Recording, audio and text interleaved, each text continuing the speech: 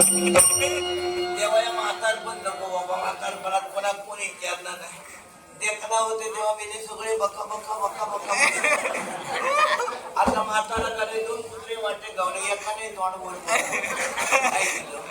आणि काय सांगतो तुमका, एकटा एक चेडू जन्मा गेलोय. पण चेडू जन्मा गेले पण बापाशी चेडू नकोच व्हाया होता, कारण बापाची ओळ होतो झील. आता आधी सगळ्यात बापाशी का झील होय, चढवा झाली का यांच्या तोंडाला बघू नको आहे गेलो. अरे पण चढवा नको की त्या सगळ्यांका झील झाले तर चढवा नाही जन्मा गेली ते लग्न लावली ना बियेच्या कोंब्या हलकी नव्हता. त्याच्यासाठी प्रत्येक घरात एक तरी चेडू जन्मा घेऊ तर तुमची लग्न राहतील, लक्षात ठेवा. सगळ्यांनी जर झील होय त्याला बियेच्या कोंब्या हलकी नव्हता लग्नाची. आणि म्हणत मी या चेडू जन्मा गेलोय, निदान एक तरी भागलो. आता जगलो नाही तर का माझं इलाज नाही गेलो. पण लगीन झाला सगळा का लग्नाचा ठरेल. मी जसं लहानाचा मोठा झालाय तसं बापूच माझं झोपकच तयार नाही, औषधे झोपक तयार नाही. कारण वाढलं नाही, एक पोळ घरात ठेवला नाही तर 10 जण बोलवची गरज नाही, आपण म्हणून एकच नव्हतं. आणि तसाच झाला. मी जसा घरात वाढायला लागले तसे 10 ते 50 जण घराकडे येऊन येऊन हुंबऱ्याची माती भरायला लागले. तेव्हा बापाशी टकली चलेल्या ह्या पोराक ह्या लाटून टाकू व्हाया ऐकलं, नाहीतर काही खरं नाही. म्हणून माझ्या बाबांनी माझ्या लग्नाचा ठरेल्याने पुढारी बघल्याने बरं चांगलं पुढारी गावलं तरच लगीन राहतं. पुढारपण करणारच माणूस बरं होय. माझा पुढारपण केल्याने मंगेश देसाई आणि त्यांनी केल्यामुळे माझा लगीन लवकर ठरला. माझ्या बाबांनी सांगितले बाबा उद्या तुझ्या चेडवा बघू घेतले. आता उद्या जर बघू घेतले तर बापाशी मागा रात्रीच बोलवून सांगल्या ना तुला धवपाकी आहे होते ते बापूस मग हाक मारता बाय हडे तर काय रे बाबा तो पोरा तुका उद्या बघू घेतले सकाळी तेव्हा लवकर उठा बाहेर. मी या झोपतोय खायला रातभर माका झोप लागता. उद्या बघू घेता तर आठल्या रात्री खायचा पोर झोपताना रातभर सगळी स्वप्नात रंगत होते, रातभर स्वप्नात रंगत होते. तर माझ्या बाजूच्या पोराची लग्न झाली ती सांगत गो गावलो का ह्या गावतात त्या गावतात, त्याच्यामुळे रातभर स्वप्न रंगले सकाळी सगळी होती न कळवट. हाडलेलो घो बघूया घो बोलवतो कपाळ टोपी सगळं धोतार सगळं नेसलो ऐकलो. पण त्याच्या धोत्रात बघले ते ढाबाला चलत ते धोत्रासून दिसावं. त्याच्या धोत्रात काय कर्म बघतो त्याच्या धोत्रात बघूकच नाही. तो जसं खळ्याच्या पेवर वळणलेला आणि ते 2-3 आकाडे घातले की त्या रेडे येतात म्हणा माझ्या बापाशी. ते आकाडे सुद्धा हे टळटा लावून पेचीतच घेऊन येतो. त्याला पुढाऱ्याने बुजुर्ग बघले नाही तर तो डोकं मोडकं होतो. तो आकाडे टळटरले तेव्हा माझ्या लक्षात दिलं डोकं मोडकं घो माका दाखवल्याने. मी बाबा सांगले बाबा माका हो नको. तर बापू विचारलं चढू नको की ते म्हटलं ते बऱ्यापैकी आकाडे टाकले आणि पेचून तर उद्या माझा काय करतो माका ढ्यायला टाकून देतो हो माका होऊ नको. त्याच्यावर माझा बापूस म्हणता बिचार तुझ्या हाती एका पायाला तरी ओढी काढी जेवण तरी घाल.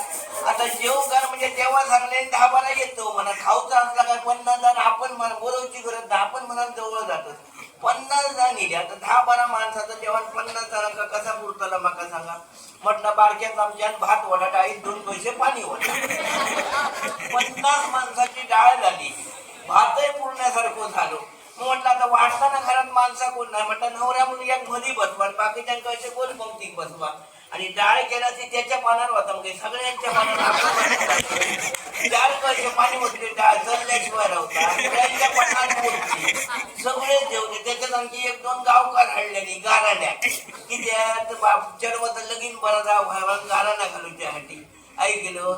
आणि मग हे काय करतो त्या गावकऱ्यांना मिरचीची सवय ना ओले मिरचे जेवणाबरोबर नाही तर त्यांना घास खाली उतराक तयार नाही. एका पत्रावळवर मिरचो खाल्या ते जाग्यावर इंगाळले बरे म्हटलं ओढून त्यांना माडाच्या मुळात धुवून आणारी त्यांना माडाच्या मुळात घेऊन गेली. परत त्याच गावकरी माझ्या नवऱ्यात सांगले रे या 2 मिरचो खातो या 2 तिने बिचाऱ्या पत्रावळवर मिरचो खाल्या. वाटार बसायचं ना आम्ही रांगोळी घालून टाकली 4 वाटत एका म्हटलं माडाच्या मुळात घेऊन द्या. एका माडाच्या मुळात झाले तो माडाच्या मुळातून येता घेतला जाता जाता तो डोकं मोडको ध्यासला लागलो ध्यासा सुटला आणि बाहेर झालो तो का परत पाठी मग आता करतो नका बाबा दुसरं हो बघा दुसरं हाडण्याने परत त्याचा हाडण्या लोक त्याचा गप्पार खायला सगळं गुळगुळी एक नळ शिल्लक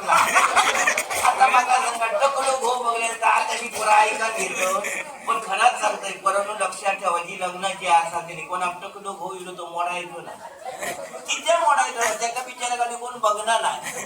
दुसरी गजाल म्हणजे टकलो घोग केलास ना तर घरात पैसे शोधून जाऊची गरज नाही. लक्ष्मी येतात घरात म्हणाल टकलो घोग उरतो असता काही एक कमी पडायचा नाही टाकल्या गोवाच्या त्याच्यावर लगीन केला तर म्हणाल मी मनात ठरवले म्हटलं टकले गोवा अंगणात लगीन करतले आणि 2-3 आणखी फायदे कसले. पहिला म्हणजे पाणी घरात कमी लागतला खसकर वाटतं खसकर खाली येतला. दुसरी गजाल काय समजा लगीन झाल्यानंतर पोराही जातली. आताशी पोरं झाली का पोरांका आधी पहिली आहे बाबा घसरगुंडी आहे बाबा घसरगुंडी घरात आता घसरगुंडी खेळा पोरांका बाहेर घेतल्या काय गरज नाही. वाडग्यावरच्या गव्हाच्या उपार होत आहे एका पोरांनी बसेच राहायचा घसरगुंडी घरातल्या घरात ऐक आता घसरगुंडी शोधून घेण्याची गरज नाही. तिसरं फायदा होतो समजा चपाती लाटून घेतलं पळपड तर नाही म्हटलं हे 2-3 फायदे होतं म्हटलं हो नको घेत्या ह्याच्या तोंडाला लगीन करूया त्यांच्या तोंडाला लगीन करूया ठरवले. पण परत विचार केला आजूबाजू शेजाऱ्यांच्या पाया पडा केले का लोक काय म्हणते काय बोलतो तू पळव कासं वाटलं तोही मोडून घातलंय. परत म्हटलं सांगलंय त्याचा माझ्यासाठी प्रयत्न करीत राहा. त्यांनी तिसरं हो हाडले. तिसरं हाडले तर बघले तर काय बाहेरून कुमियासारखं बोको बसो झाड झोड होतो ऐकलं. बाहेरसून सगळा दिसाक बरा असता पण पहिलं भुतुतलो बघून बाहेरसून बरं दिसलो. मी घराकडे गेले लगीन झाला हांड्या हांडे खुर्च्या घर भरलेला. पण लग्नाच्या दुसऱ्या दिवशी बघलं नितीन दळी घोडगेवाडी हे म्हातारे घेऊन 5 सुपारी दिलं तेव्हा बरा ऐकलं. घर भरलेला होता हांडे खुर्च्या लग्नाच्या दुसऱ्या दिवशी बघलो ज्याच्या हांड्यात तो प्रत्येक निलो शेजारीने आपापले खुर्ची हांडे घेऊन गेलो. घर मोकळा फक्त घरात राहलो. म्हटलं आता पुढे करायचं काय तर आणखी आता म्हटलं मला ते संसार आता ह्याले तर का मी माझा संसार उभो करी मनात ठरवलंय. आणि मग 2-4 दिवसात बघले तर नागपंचमीच्या आधी घरात नागोबा व्हायचं घेऊची सवय होती भावा सकाळ दुपार संध्याकाळ ऐकलं. आता म्हटलं ह्या सुरकाट हो नागोबा किती वर्षापूर्वी तरी पण मला नाही म्हटलं ह्या नागोबाला लगीन झाला करा पण दिवस काढू आहे की ते एक पोर तरी जाऊ पाया तर लगीन झालं बाई पोर झाला नाही ना तर सकाळी आडिया गेला म्हणतात वांजोटा आडिया गेला ना म्हणून माझा काम झाला ना वांजोटा म्हणून म्हटलं एक पोर जाऊन वाट बघलंय बरीच वर्षा. ह्या वर्षी पाळणा हलात पुढच्या वर्षी हलात म्हणता पाळणा हलात तयार नाही. पाळणा हलताना कसा याने सोरो खाण्यात का याची टकली खाली नाही. एका सकाळी सांगत आला का बाबा उठलो तर उठलो जाग्यावर मेलो. शेवटपर्यंत फुटाण खाईच्या कामात जाऊच नाही जागेवर टकली जाऊन रोवलो. तरी पण महाराज नाही म्हटला पोर नाही म्हणा एका देवाकडे गेले आणि देवाक नवस केले. देवा बरीच वर्षा लग्नात झाली आमच्या घरात पाळणा हलणार नाही. तेव्हा त्या देवान मागा उत्तर काय दिले पोरा तू माझ्याकडे आहे तो प्रश्न घातलंच करो पण त्याच्यासाठी तू काय उत्तर सांगतोय गो पोरा चुलीत जर आग पेटवची असली तर त्याच्यात लाकूड बरा लागता. या तुम्हाला लाकूडच गावला तर वाळीला गावला त्याच्यामध्ये आग धुमता बरीच वर्ष आग धुमत रोवली. म्हटलं धुमान द्याय केलं ही आग धुमली तरी पोर झाल्याशिवाय गप राहणार नाही. शेवटी पोर मागा काय झाला नाही पोर झाला नाही आणि तरी पण म्हटलं असं दे आता दिवस काढूय. परत एक दिवशी असाच झाला हे का आणखी दुसरं रोग होतो तो मागा माहिती नाही. एक सोरो घेऊतो आणखी एक रोग होतो डोळ्याची झोप डोळे उघडे टाकून असा निघायचा. मी एक दिवशी घराकडे गेले बघले तर पवान डोळे उघडे टाकले निघलो. माका वाटलं झोपलो म्हणत उठावं हलय हलय हलय हो उठाकच तयार नाही तर ऐकलं. माका वाटलं हो मेलो म्हणा दिलंय आरड मारून हो गेलो म्हणा. मग तुझे शेजारी पाजारी सगळे जवळ झाले ते धगवच्याच मार्गावर होते का कारण हे दारू खाऊन धुमशानच तसा घातला ना म्हणत ते इले तिरडी बांधलेली हेल्यानी मशानात सरान डाळल्यानी सरणावर ठेवलेली आणि चुडी पेटवल्यानी चारही वाटेन असे लागले तेव्हा भांडलो तेव्हा जागोच माका बाहेर काढा म्हटलं काढू नको दाण्यात भुतून जाळून टाकले आणि त्याला जाळले भेसून आता माझा माका कोण बघतो म्हटलं मी आता एकटाच राहलोय. म्हटलं काय एक काळजी करू नको. असाच एक दिवशी नदीर गेलोय कपडे धुवच्यासाठी कपडे धुवून गेले ते बोंडगी होते, त्या बोंडगी त्याचा पोर कोणी टाकलेला होता. बघले ते रॅवट्यावर करता. म्हटलं हे का बघूया, हुमलेची काढले सगळे घराकडे आणले, गुळाचा पाणी मारले तर आणखी जवळ सगळे काढलं.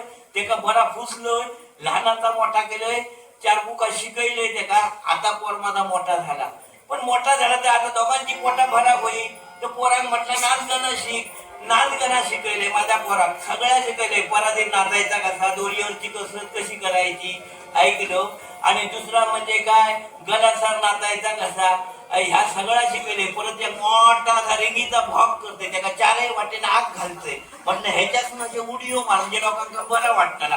तर सगळ्यांचा आता करतात. त्याच्यामुळे आमचे डोंबाऱ्याचे खेळ लागलेले जे काही दिवस खाली नाही ऐकलं. आज ह्या गावात दिलो, आता ह्या गावात डोंबाऱ्याचा खेळ करू. माझा पोरीला काय कसा नाचता